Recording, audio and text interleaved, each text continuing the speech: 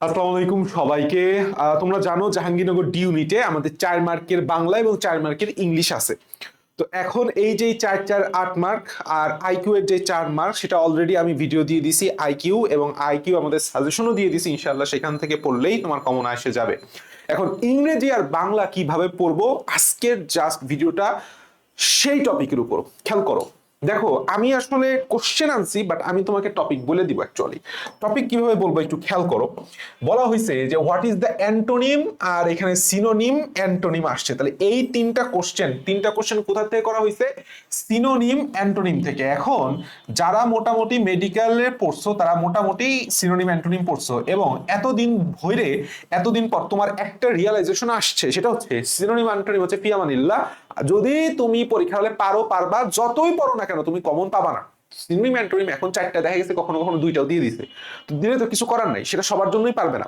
তুমি কি করতে পারো, সর্বোচ্চ যদি ইচ্ছা হয়, আমি বারবার বলতেছি, আমাদের যে ডি ইউনিট এইটা বললাম, এইটার কোশ্চেন ব্যাংক প্রচুর পরিমাণে রিপিট হয় ভাই, প্রচুর পরিমাণে। 80টা কোশ্চেনের মানে আমি গ্যারান্টি দিয়ে বলতে পারি 70 to 80% কোশ্চেন রিপিট হবে কোশ্চেন ব্যাংক থেকে। তুমি কাজ করো কি, জাস্ট জাহাঙ্গীরনগর ডি ইউনিটের কোশ্চেন ব্যাংক খুলে ঘাইটে যে সকল কোশ্চেন এর আগে আসছে সেই সকল কোশ্চেনের অপশন সহ, কি বলছি, অপশন সহ অর্থগুলা পড়ে যাও, ইনশাল্লাহ কমন পাবা। একটা হলেও কমন পাবা, 2টা আসলে একটা কমন পাবা।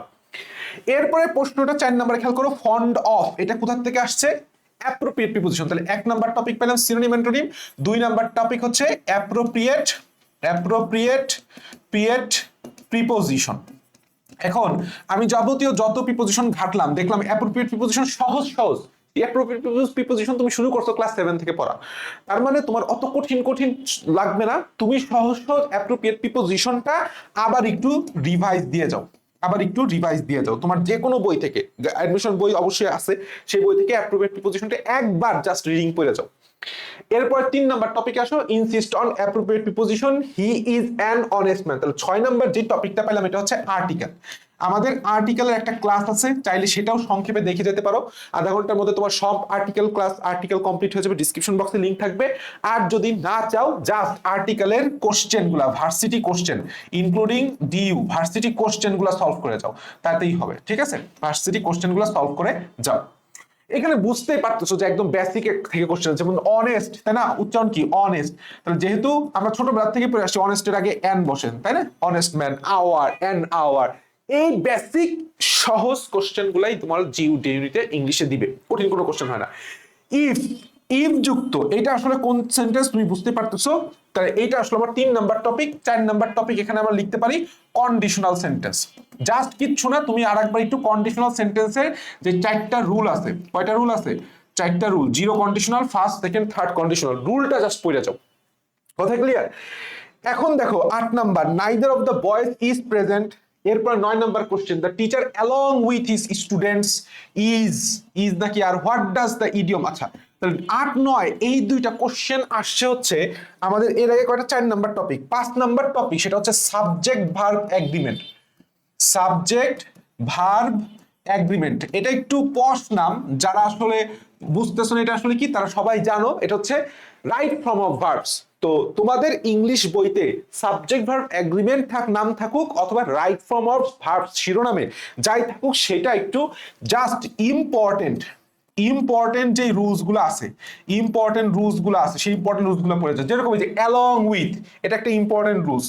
তারপরে এই যে নাইদার অফ, আইদার অফ, এদের পরে সবসময় কি বসে? প্লুরাল নাউন বসে। কিন্তু ভার্ব কি হয়?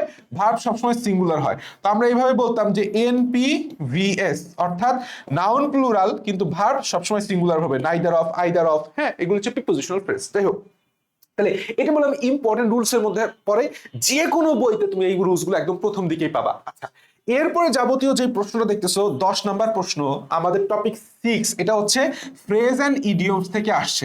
এবার মেডিকেলও ফ্রেজ এন্ড ইডিয়মস থেকে 4টা না 5টা প্রশ্ন আসছে, ফ্রেজ এন্ড ইডিয়মস। তো তুমি কি করো, সব ইডিয়মস তো পড়তে পারবা না, সব ইডিয়মস ফ্রেজ এন্ড তো পড়তে পারবা না।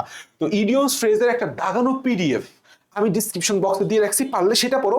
আর কারো বই, যে কোনো বই হোক, তুমি অলরেডি দাগাইছো, পড়ছো, তুমি যা সেই দাগানো ইম্পর্টেন্ট ফ্রেজ এন্ড ইডিয়মস পড়ে যাও। আচ্ছা, স্পেলিং 11 এবং 12 নম্বর প্রশ্ন তুমি যদি খেয়াল করো, স্পেলিং সবাই মেডিকেলের জন্য পড়ছো। আমার মনে করি যে স্পেলিং এর জন্য নতুন করে কিছু পড়ার দরকার নাই, জাস্ট কোশ্চেনগুলো যদি সময় থাকে কোশ্চেন সলভ করে যাও। তাহলে আমরা 7 নাম্বার টপিকে পাইলাম হইতেছে স্পেলিং। ওকে, ভালো কথা। আচ্ছা, এরপরে প্রশ্নটা কি আসছে, ইংরেজি suggestion, someone has stolen my bag, has been stolen, এটা আসলে ভয়েস থেকে আসছে, ঠিক আছে। 8 নাম্বার টপিক ভয়েস। ভয়েসটা ইম্পর্টেন্ট, ভয়েসটা সুন্দর মতো করে একটু সবাই অলরেডি জানো, আমি মনে করি পড়ার কিছু নাই, কিছু এক্সট্রা টাইপের ভয়েস আছে, ঠিক আছে, যেগুলো হচ্ছে যেটাকে আমরা বলি অ্যাটিপিক্যাল ভয়েস। যদি এটা সহজ প্রশ্ন আসে, someone has stolen my bag has been stolen, তাই না, এই যে বাই সামওয়ান এটুক নাই, তাহলে এই জিনিসটা আসলে আমাদের ওই এক্সট্রা টপিকের মধ্যে পড়ে। অ্যাটিপিক্যাল প্রশ্ন, টিপিক্যাল প্রশ্ন পারবা, অ্যাটিপিক্যাল কিছু রুলস দেখবা, প্রত্যেকটা বইয়ের শেষে অ্যাটিপিক্যাল কিছু ভয়েস চেঞ্জ আছে, সেটা জাস্ট একটু পড়ে যাও, যেন ওটা পরীক্ষা আসলে তুমি ঘাবড়ায় না যাও। আমাদের বললাম তাহলে প্রশ্ন শেষ, 8টা টপিক কি বলছি, ভয়েস বলছি, ভয়েসের পরে phrasal idioms, spelling, subject verb agreement, এরপরে কি বলছি, কন্ডিশনাল সেন্টেন্স, আর একটা হচ্ছে তোমার আর্টিকেল, এরপরে আছে সিনোনিম অ্যান্টোনিম। আচ্ছা, এখন আসো আমরা তাহলে ইংলিশ বললাম শেষ, এখন আসো বাংলা সাজেশন।